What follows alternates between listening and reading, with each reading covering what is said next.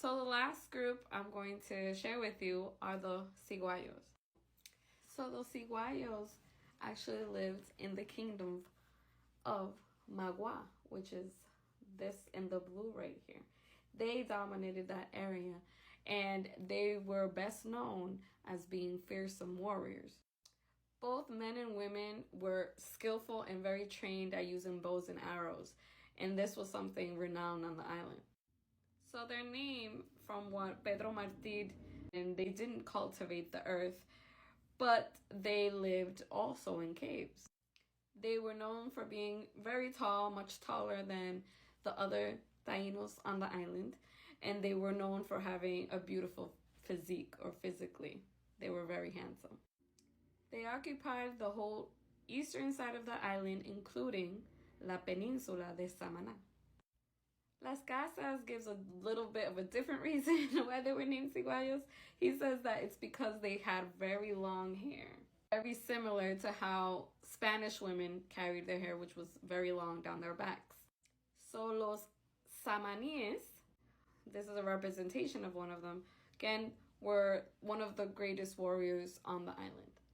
So being on the peninsula of Samaná, they needed their function to protect the island from the invasion of the Caribs.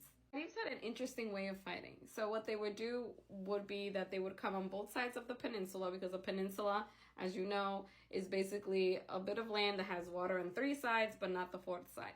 So they would come around both sides of the peninsula, and whatever was in the middle, that's what they would attack.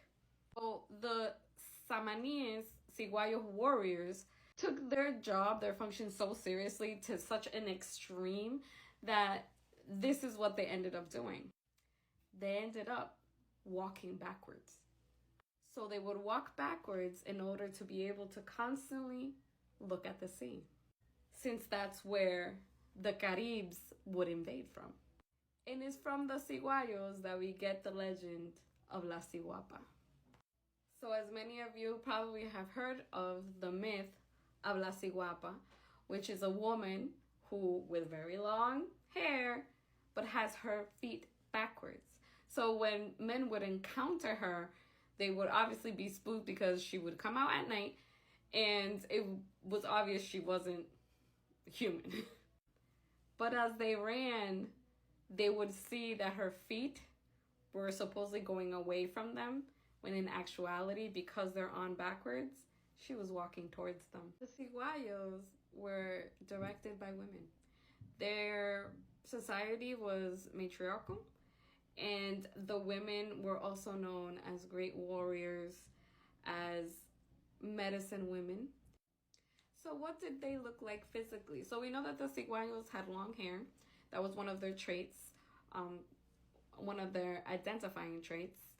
And we know that for example, the Macorise wore their hair short, just like the main Taino culture did as well. Both men and women wore their hair short, but the women wore it right above the shoulder. By all accounts, they were about this skin tone, not very dark, not very light or brown. However, we also know that a certain group of them, especially from where Anacaona was from, were lighter toned. We have several accounts where the Spanish were amazed at how light they were. The same as the men. The men were also very light-skinned.